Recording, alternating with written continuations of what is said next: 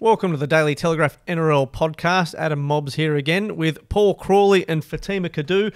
Round 22 in the books. And you did not get the dress code about blue collared shirts. No, we were talking about this because it was blue collared shirts last week as well, I think. But don't you think the collared shirts are a bit too serious for a podcast? Well, Reedy didn't have one last week, Crawls, and we took him to task on it, but he didn't. Yeah, it's a very Triple M look. I didn't even know. I just picked this up this morning and ironed it, and off we go. Hey, we've just got that. We've just got that Bert Kenny connection that we just know where each other's going to be with this. So, listen, big weekend of footy just gone. I'll run through the results quickly because just when you think you've got everything figured out and you know where everybody's going to finish, we have a minor premiership race on our hands. We have a really hot race for those final places in the top 8, which is amazing because we haven't really had that in a couple of years with a lot of teams vying for positions here. So let's go through them. Broncos 32, Roosters 10, Rabbitohs 32, Tigers 18, Storm 46, Eels 16. We'll ignore that one. Knights 28, Raiders 6. How impressive with the Knights. Yeah. Seagulls 24, Dragons 18. The Panthers 28, Sharks 0. Geez, they were disappointing. Penrith only putting on 28 points. The Bulldogs 23, Dolphins 22, courtesy of a first half field goal, which proved the difference. And just to wrap things up, the Titans beat the Cowboys 22-13. Just the team that looked like they were not going to lose another game in the history. Yeah. Fall in a heap. They couldn't have done it the week before against the Eels, but what was your highlight?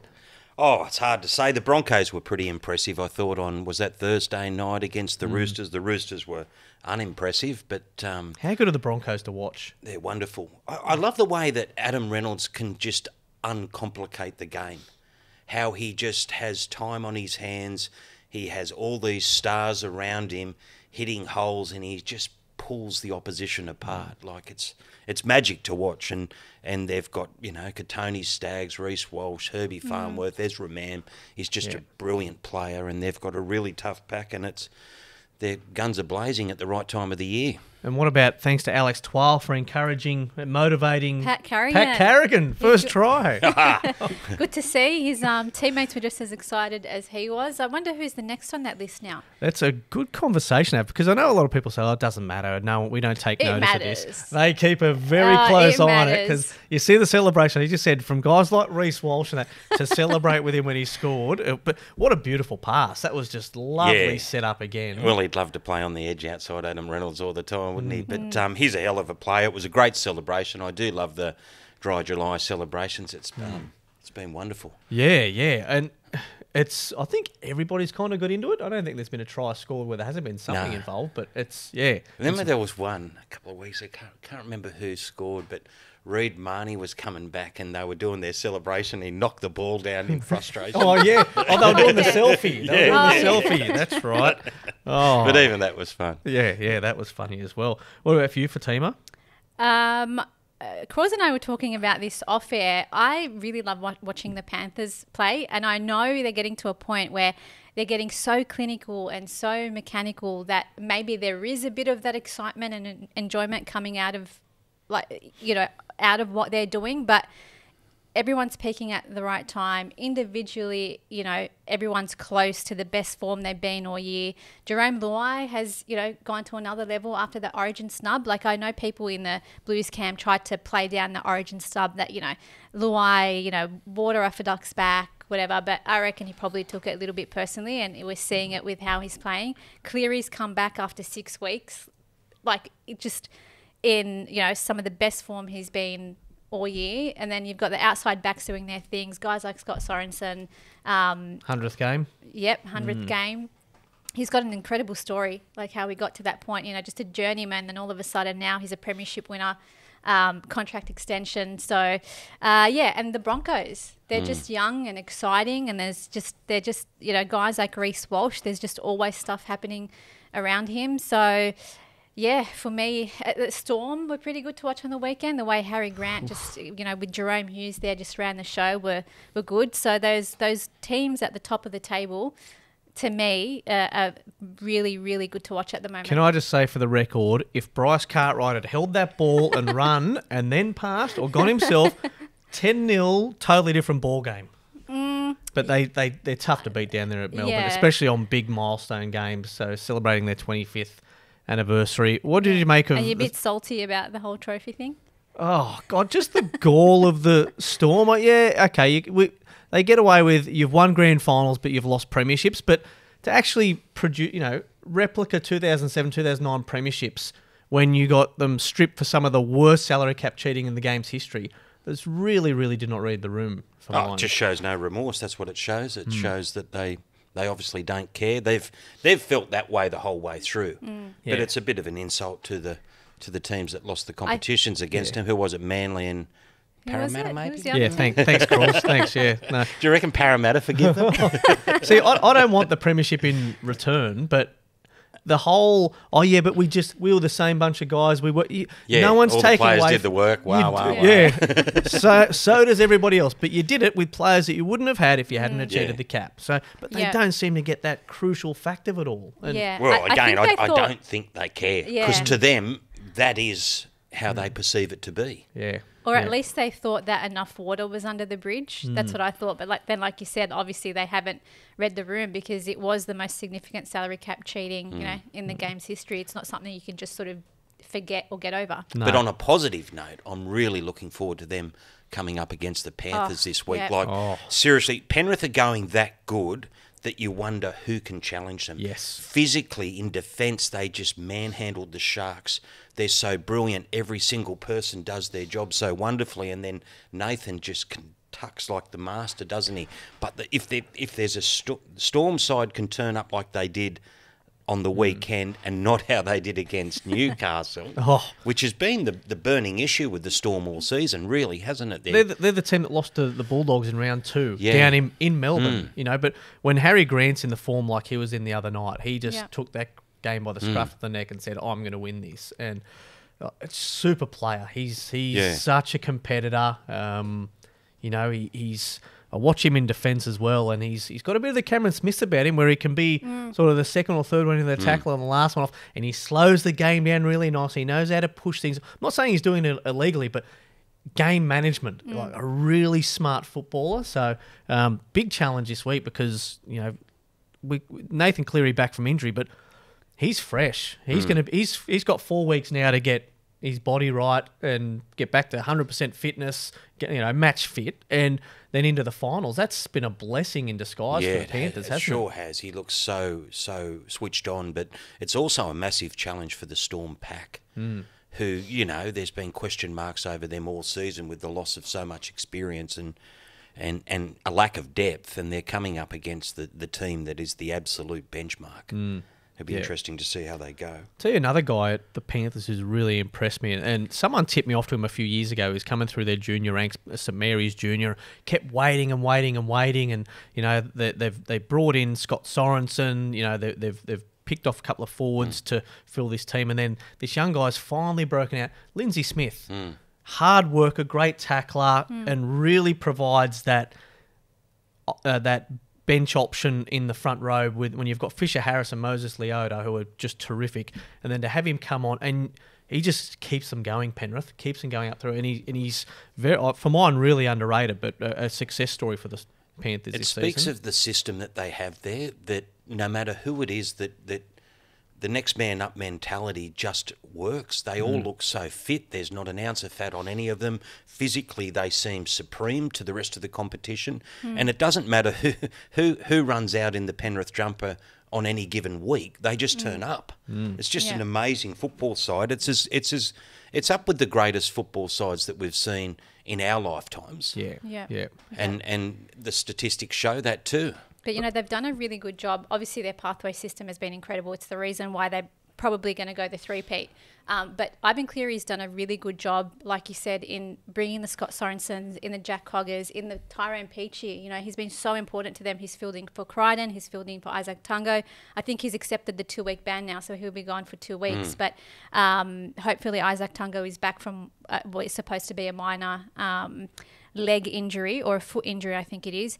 But if he's not, then we get to see that pathways maybe, see how that's still working in a really big game with somebody like Tom Jenkins or even Jesse McLean, likely to get the call up for that game. Question without notice. Do we know if Nelson will be back this week or not? I think he's a chance. See, Make a big difference. That's going huge to be for huge for them. them. Because him on an edge will be... He's right edge, isn't he, though? Is he right edge? Yeah, I think it's right edge. So that'll be, what, Zach Hosking or...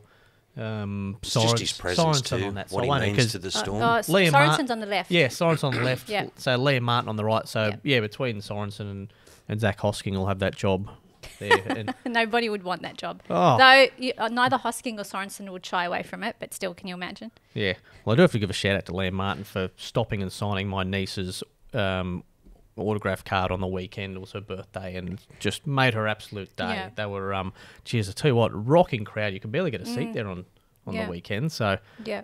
I can't see the Panthers getting beaten. But in saying that, we've got two teams on 34 points, Broncos and Panthers, and what looks like a legitimate race for the minor premiership. So we had a question a couple of weeks ago about whether in the last round, if Penrith had sewn up that minor premiership, would they rest players against the Cowboys? And, if you earn that right, you do it. I know not everyone agrees with it, but they may not get that luxury because looking at the runs home, the Panthers play.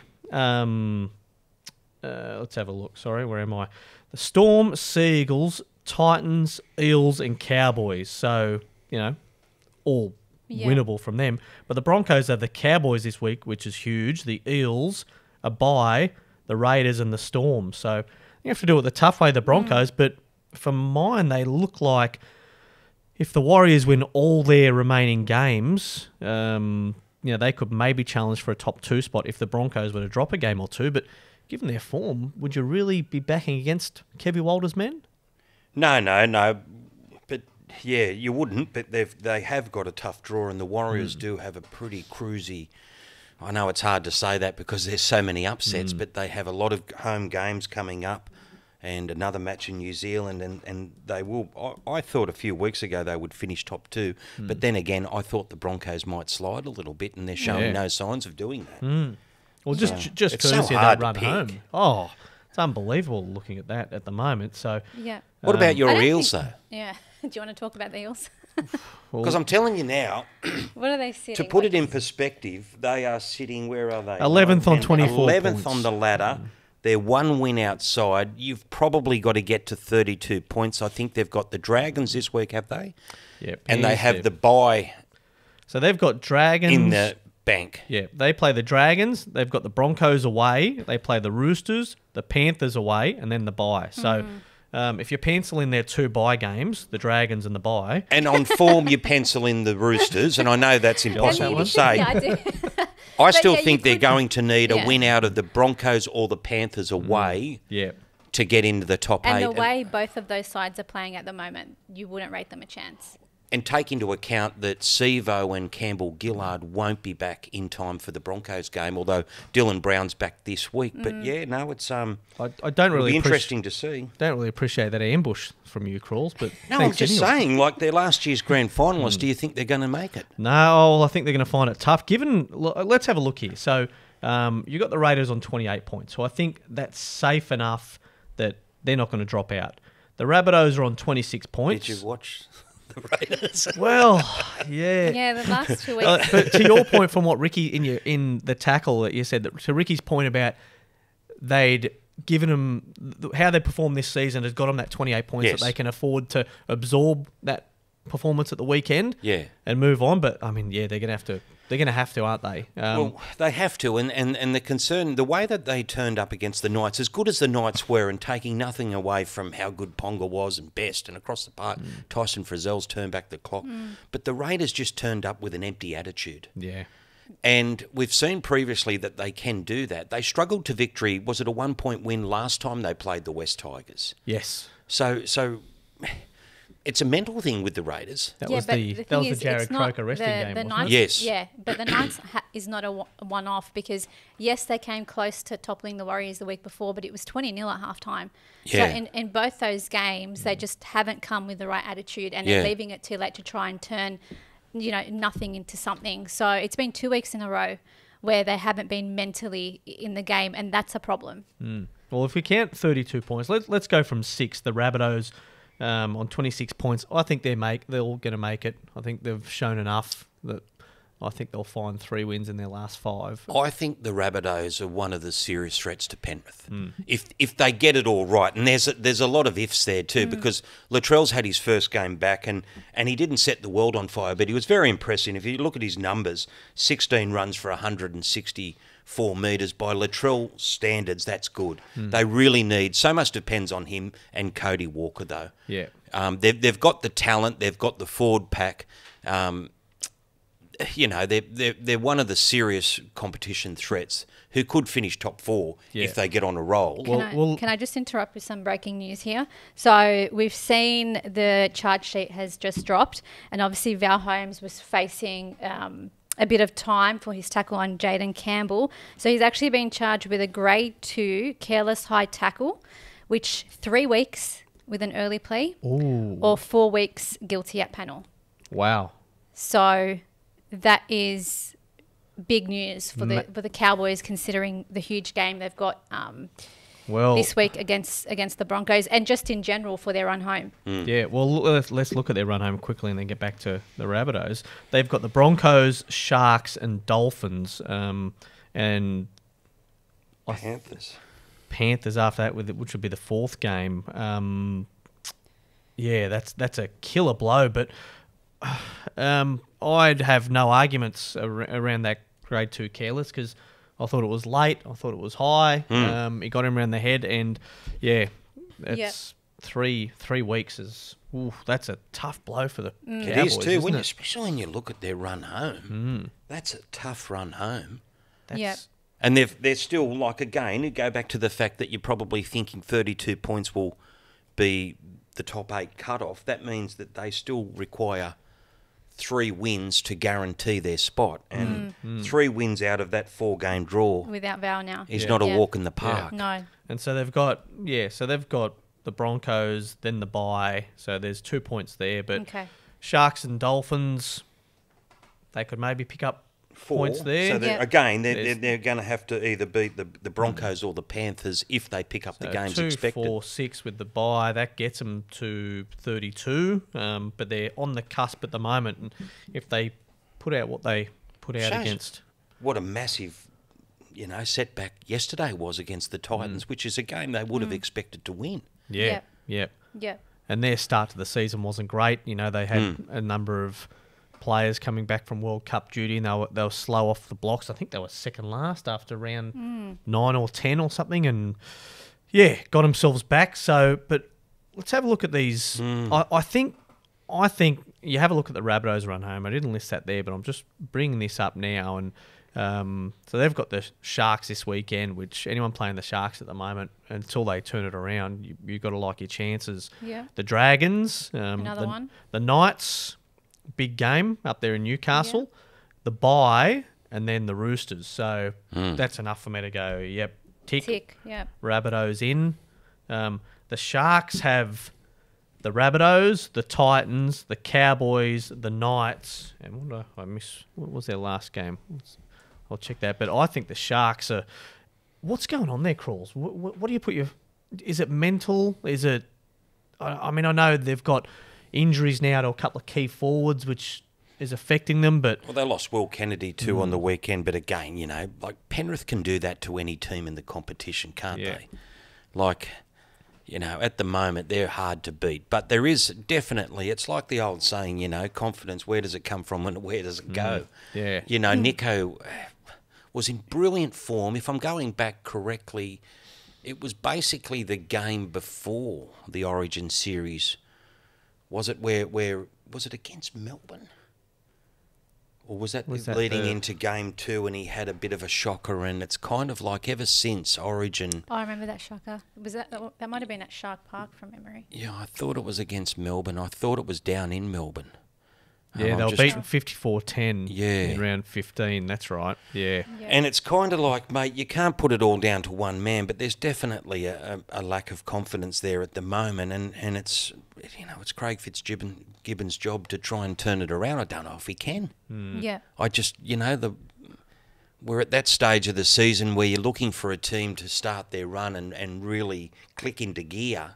and they seem to be on the slide. Yeah, well, they need to find 3 wins out of the Rabbits, the Titans, the Cowboys, the Knights, and the Raiders. Well, considering how they're playing at the moment, if you were going on like the form that we've seen the last couple of weeks, none of those games are an easy one for the Sharks. No. The Titans are quite plucky, and we saw that on the weekend. That's not even going to be, they can't guarantee bank those 2 points either. But it's funny you say that, Crawls, because I listened to Fitzy talk about the game in the post-match, and I don't know whether it was a tactic or whether he was just trying to find something positive out of the negative, but he was saying, I hope you guys, when you watch that, I hope you saw the effort that we put in. So, and maybe, maybe that's why it was only, 26-20, 8-0, not more than that, but I think he's just doing his best to try and put a Band-Aid on, things that are going wrong there. I do think that there was tremendous effort out there. Like, just as an example, look at Cameron McInnes and 78 tackles, a record. It was just incredible watching it, wasn't it? At one stage we thought initially it was 84 tackles, but it was such a brave performance, and you can't question Nico's effort at the moment. And across the park, Fitzgibbon's right. It's the effort's not the problem. It's the self-belief. It's the confidence. I don't know how they're going to turn that around. Yeah. Well, they're in 7th on 26 points. The Cowboys are 8th on 26 points. The Knights, who have really made some moves, are 9th on 25 points. What about this run home for Newcastle? The Dolphins, Bulldogs, Rabbitohs, Sharks, and Dragons. So if your cut-off is 32 points, Crawls, they're going to have to win all bar one of those games. Yes, and that's the position they're in because of they're a point behind. So they have to win one extra game to get there more than likely. In saying that, the game against the Sharks is a team that's in that mix, which could obviously is a sort of a 4-point fixture in that one, but they could win all those and then see what happens against the Rabbitohs. So not without a hope. Especially in the confidence that they're playing in at the moment. Like from the opening... Well, the first kick return from Ponga on the weekend, he just went straight through. Yeah. And they just had a field day. I'm surprised the score ended where it did, to be honest with you, because, they're playing with great confidence. Again, I said this about a couple of times, but they're so much fun to watch at the moment too, Good forward pack, outside backs. You've got Dom Young on one side, Greg Marzhew on the other. Ponga looks in great form. He's copped a fair bit of criticism, and rightly so, for some off-field decisions he's made and questions around his leadership. But I tell you what, he's carrying this Knights team, and they're all going with him. They're I think they're going to be tough to beat. Whether they've left their run a little late, I don't know. They're on the same amount of points as the Seagulls, courtesy of their draw earlier this year. But in contrast, the Manly play the Roosters, the Panthers, the Warriors, the Bulldogs, and the Titans. I think those Panthers and Warriors games might prove a bit too much for them. It's funny at this time of year, isn't it? Like, a team can be on the charge and it can turn in a week, like one defeat where they lose a game that they're expected to win, and they lose that, they think, oh, geez, now the mountain's going to be too high. Yep. It can turn like that. And then that's where we're going to find there will be a team that jumps out of the ground and comes in over the top. It may well be the Knights, if they can maintain the momentum that they're on at the moment. But I heard, what are our thoughts on this? I heard Matty Johns talk about this on Fox League, I think maybe it was yesterday, about not starting Ponga at fullback to begin the season might be the difference between them making and not making the finals. Yep. Yeah, maybe, but there was a different attitude at Newcastle back then too, wasn't there? Like, to me, it seems like the time that it all turned was when Ponga missed out on the Queensland side, and then he made that commitment to stay with Newcastle when Reece Walsh was suspended for the Origin game. Yeah. And it's kind of like it's all come together then. Whether he started the season at fullback or 5'8", I guess you'll never know. Yeah. Because if it was his call to move to 5'8", which I'm led to believe it was, and you don't let him do that, well, then you put him offside, don't you? So you're between a rock and a hard place. Like, what does a coach do in that situation? He probably he goes with what the player wants. Yeah, you're right, Crawls. It probably was that moment that showed the guys around him, his teammates, that he's all in. This means something to him, especially considering because it had been questioned in the past. And then you look at a guy like Bradman Best too, who he'd been pretty good, but there'd been some defensive issues with him. Yep. And he went into that Origin game, and while we all sat there and thought, how could Freddie pick him? The confidence that he has taken out of that game, and especially playing outside Cody Walker. Like Phil Gould said in the Origin commentary, if I got fit, I could probably score a couple of tries running off Cody. But for Bradman Best, it's changed everything. And suddenly this guy that the whole rugby league world has known about since he was like 16, and he came through with this name Bradman Best, and he was just, you were so excited to see him. Like I literally remember watching him as a little kid playing for Woy Woy. He was supersonic fast and just so good. But finally, he has arrived. Yeah. And like because of him and because of Ponga, and then you've got guys like Tyson Frizzell who are playing so well. Jackson Hastings is playing smart. They're a different footy team to what they were at the start of the season. And just if I'll hog the microphone a little bit longer, Buzz's piece today I thought summed it up perfectly with all this talk continuing about Adam O'Brien's position. Yeah. It's the worst time in the world for anyone to be looking outside about what may and may not happen after the season. Like their long-suffering fans have put up with so much for so long. Surely they can leave it alone, let this season finish. Let's see where they stand when it's over. He actually has another year on his contract remaining. Just nip it in the bud. Yeah. Don't derail your own season. It feels like almost, sabotaging their Yeah. season. Why would they do that? If we're talking about Ponga going all in after the Origin stuff is a signal to his teammates, and what sort of a signal is the club administration sending to not only Adam O'Brien but the rest of the players about what they think of their coach? Well, you spoke about the great Barry Toohey before. I saw someone on social media said, Baz, do you think Adam O'Brien will be there next year? And Baz would have, they've obviously not made a decision or anything, but Baz has got a feeling, he's the barometer of Newcastle, Baz, and he said, look, I don't know with this club at the moment. You wouldn't know what they're thinking. And that's concerning for a club that's fought all this way to get where they are.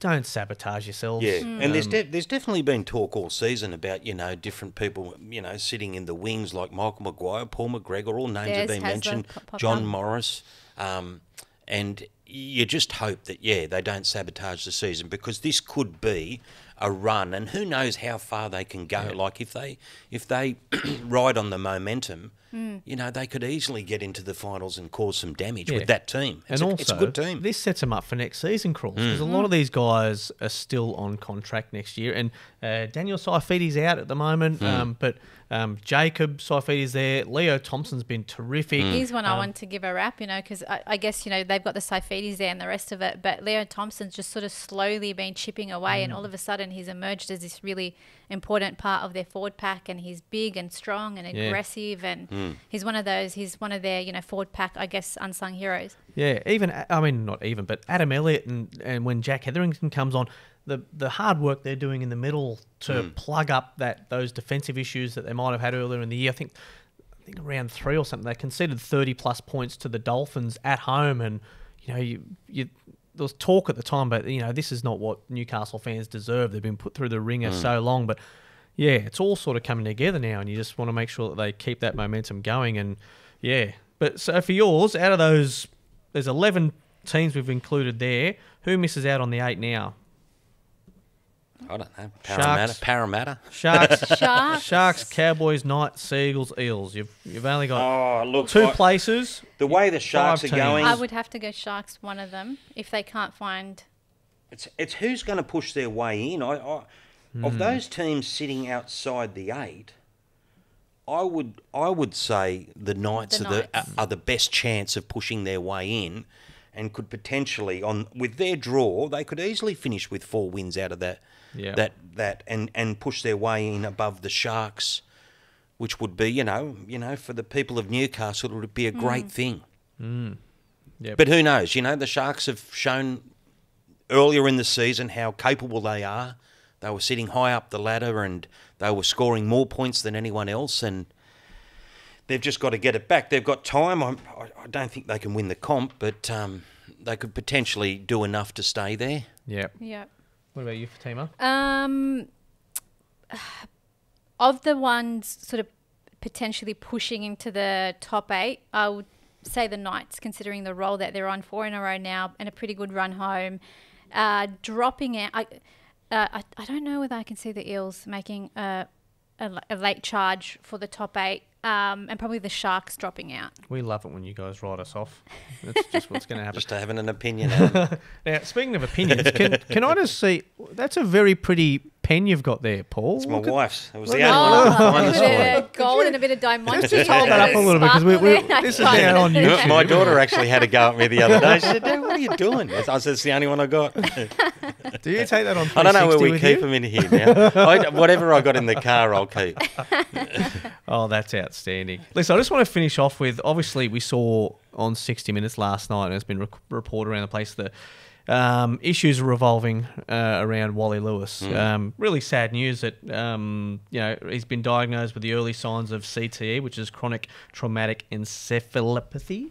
Yep, I was wondering if you were going to say the full medical term there. Yeah, and 63-year-old known as the King, in recognition of obviously the way, especially the way he dominated Origin crawls, has been seen by Dr. Rowena Mobbs. Might be a relation. I'll have to wait and see. Depends if I'm in the will or not. Yeah, but worsening memory loss, and we obviously know Wally had issues with epilepsy and that, and just tell you what, it hits you every time when you hear these stories. The emotion around this, and thoughts go out to Wally on this, because played in such a tough era where medical science wasn't where it is, and it was a badge of honour to pull yourself back up by your bootstraps and get back into play, no matter what sort of hit you were taking. Yeah, it's very sad. But what I took out of Wally's quotes was he wouldn't change it. Like rugby league gave him so much in his life, and I guess that's the question that when you talk about the game's doing as much as it can to try and limit concussion injuries, but there is always going to be this risk because it's a contact sport. But the game also provides everyone that ever plays it, whether you're a kid playing in the bush or you're Wally Lewis, it gives you a life that you wouldn't have otherwise. All the camaraderie and mateship and everything that goes with rugby league. That's I love the way Wally just said, I wouldn't change it, because it's provided him the life that he had. And if you look back on his career, we were, I grew up in an era where State of Origin was so big in the 1980s, and Wally was the king. And but we never really, in those days, got to see him in New South Wales from a club perspective, and how he dominated in the Queensland competition. We only really saw him at that rep level, which is a bit of a shame, because he was so dominant on the rep stage. And you talk about the greatest players that ever played rugby league. Well, Wally's in if he's not the best, he's in the conversation for the best. Oh, his battles with Brett Kenny at Origin level, amazing. And we only got to see him the back end of his career playing for the Broncos and then the Gold Coast. But just, what a performer. To your point, Crawls, what you said about he wouldn't change a thing. I think a lot of players would say that. But what has changed, I think, for Fatima, I'm so glad it has, is. It's everyone's talking and thinking, and the environment around Head Knocks now, because, I know people say, it was just a whack across the chops, or it was just an open hand, it didn't affect, but, I think we've pivoted in the right direction for this now, so hopefully this, but I don't know how you're ever going to stop the whiplash effect. We ban the shoulder charge, but the whiplash effect from those heavy tackles is always going to be tough to totally limit out of the game. Yeah, it is. And I think most players now understand the risk that there is with playing such a physical contact sport, but they also understand that the game is doing everything it can to minimise long-term injury, because that's what, things like CTE are, right? They don't happen in the moment. They're sort of cumulative, and they happen over a long period of time. And, and I'm sure Wally isn't the first and won't be the last to say something like, I wouldn't change anything, but that doesn't mean that we as a game can't make sure that we're constantly making the right changes, so this happens less and less. And it's important that the game stays on top of this too, because occasionally, without naming clubs, you do see, you still see people that cop head knocks on the field and somehow they stay out there, and you're racking your brain wondering why. And I'll tell you, the other area where you do see a lot of head knocks that seem to go unnoticed is in New South Wales Cup. Yeah. Like if you watch any New South Wales Cup game, they don't seem to have the same protocols as the NRL does. And I think that's something that needs to be looked at, which is a different conversation. But yeah. You just have to be mindful that the attitude has changed, you know, like you summed it up, mate, in there, and well, Wally did, sorry. It was a badge of honour in the old days to cop a knock and stay on the field. I remember watching Brett Camorley play a game one day. It may have even been a test match, and he'd been knocked out earlier in the game, and he came back and won man of the match. And my thinking at the time was, how brave are you? Because that's how you were grown up to think. And but these days he wouldn't have finished that game. No. And then he'd be subject to an 11-day stand down, and everyone's saying, "But he's fine." But yeah, you've got to take players' welfare, you know, out of their hands somewhat sometimes because of that innate bravery, which is what it is. It's a young man's mentality, isn't it? Really, like you don't think of the consequences when you're 21, 22, 23. It's not until you get to that later years that you realise the damage that could have been done. Yep.